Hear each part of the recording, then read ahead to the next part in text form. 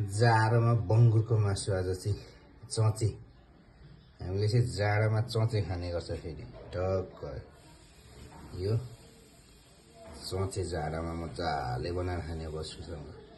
छोरी चाहिँ लसुन केलाउँदै होइन, अलिक चाँडो केलाउनुहोस्।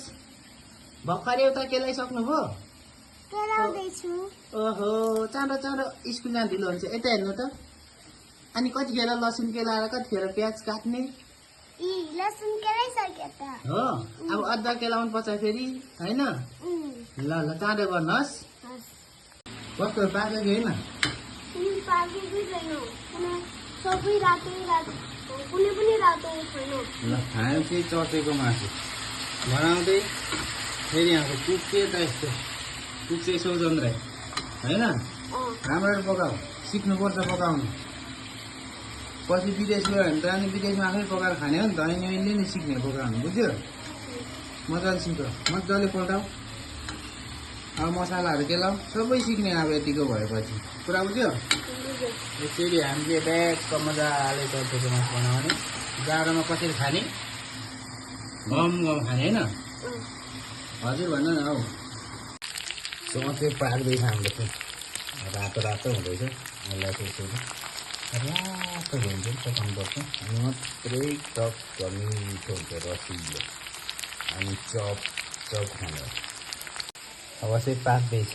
यसरी रातो बनाउनु सबै चप पप्प बोसाउँछ। यसलाई बोसोलाई स्वाटै सबै खाल्दिने।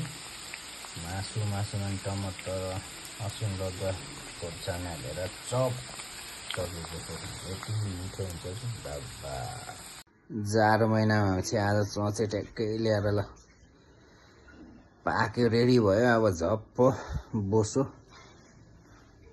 चड्याम चड्याम चबाएर चाहिँ मजाले अकबरे खोर्सानीसँग झड्याम झड्याम